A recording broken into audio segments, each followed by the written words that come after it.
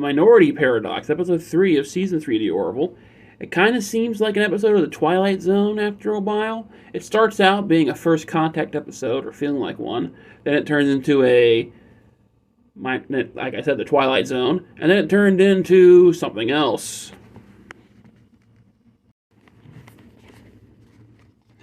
Starts out with Tala returning from her vacation. She's visiting her parents and resetting her body and everything like Cillians do. Then they go to the bridge, and it turns out that they're having signals from a planet which is supposed to be abandoned. There's now life forms. It's supposed to be a desert. There's now life forms, cities, and trees, and forest. They get there are no cities. There are no signs of life. But then they find a building where there are signs of life. It's a high school, a random 21st century high school in the middle of nowhere. They walk inside, and then they can't get out. Tala can't open the door with her super strength, and they can't shoot their way out. The place seems abandoned until, whoops, kids show up because the bell rings. They were all inside their classrooms. They try to interact with the kids, and they do, and they talk to them. The kids don't know what they're talking about. They ask them what year it is, like, what are you, high? Yeah, I am. Just tell me what year it is. They don't answer them. They think they're weird, and they walk away. Gordon gets separated from the group, and he gets beaten up by some school bullies, saying that he owes some guy money. I used to know the person's name, but I got really frustrated because Android updated the System 12, and that fucked everything up. So now I've been pissed off for the last 20 minutes trying to do this thing, and I can't, so I have to do it this way, the old-fashioned way. They go to the lunchroom to find out what happened with this bully and who he is, to find out what it is. And they talk to the school nerds, and the nerds tell them what's going on. Now, yeah, you gotta pay this guy, he's gonna kick your ass.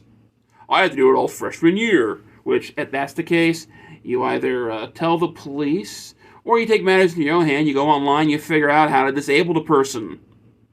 If you get my drift. They go outside the school trying to figure if this was a real-life situation, not an alien world thing. They go to see if the bully is the person doing all this stuff, to figure out if he knows anything, and they says he's in the bleachers. They go there, and it turns out the bully is a giant alien monster thingy who wants to eat you. Tries to eat Gordon, and when he does, he gets some kind of white eye thing. Ed gets them let go, and they run back into the school, but they end up being on an airplane. Yeah, I can't take screenshots anymore. I had to record the screen with a video, and edit the thing to clip down the black bars on top and bottom because it made the thing really small, and then take the old-fashioned screenshots like I do for the others, I could do for movie reviews, just to get where it is now. So yeah, the bars for Plex are there. Sorry. But, and it turns out that they send the other crew of the Doctor, Isaac, and 2 red shirts down to the planet to figure out what happened to the other people. When they get there, the planet is just desert, like it's supposed to be.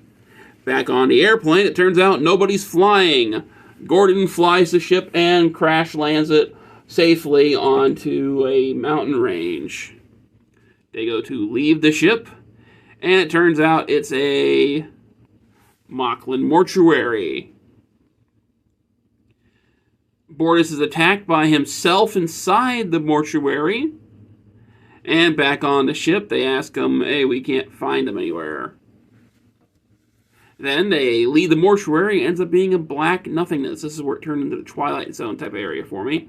I kind of thought, okay, maybe it's some kind of dream sequencing, and they're all and these aliens that they're doing first contact with, because I was still thinking it was a first contact episode, are screwing with them like, oh, this is what's in their heads, so I mean, this is what they would expect. And it's like, oh, they read the nightmares as memory or something like that, because, you know, a high school where you're bullied, the mortuary because you're dead, because he saw himself, and then nothingness, okay, so someone doesn't dream. When they get to the bottom of the stairs, they find out they're on Celea. And, oh, we're not being crushed to death, so obviously this isn't Celea. And they go across the lake, and Kelly's grabbed by a tentacle monster, a squid, octopus, whatever you want to call it. She's pulled underwater, and Tala jumps in after her to save her. She does. And then when they get back on land, a magical gate door appears. They don't go in it, and they go the opposite direction. When they do, they find a cave, and in the cave there is a hologram projector, a red one. They shoot it, blows up, and they go back to the desert planet. They leave the desert planet and go back to the Orville, where it's discovered by Dr. Finn that the machine was screwing around with their brain and using their brain as well as hologram projection to make the stuff. To make the images and the videos and that kind of stuff, whatever the fuck you want to call it. I'm too pissed off to do this. And it turns out it's a Kalon machine. They contact Admiral Halsey. He tells them that he's sending ships to study it because it could be a new Kalon weapon.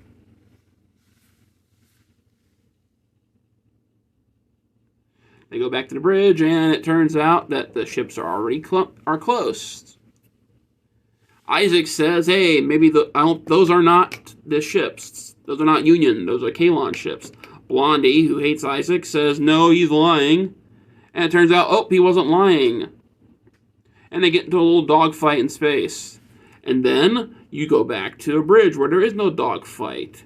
And Tala contacts John. Let's call him Jay. His real name. And it turns out that no, she's not calling from the planet. She's calling from where she was.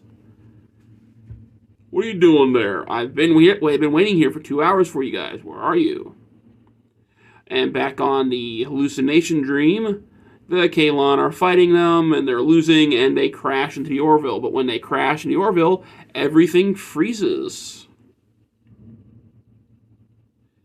But one of the members of the crew who aren't frozen changed into something different. It was Tala all along as this glowy white lady. And she turns off the signal, and they go back to the planet, desert planet. Of course, only Bortus asks, "Where's Tala?" You think the other crew would have wondered where the hell she is because she magically turned into this thing.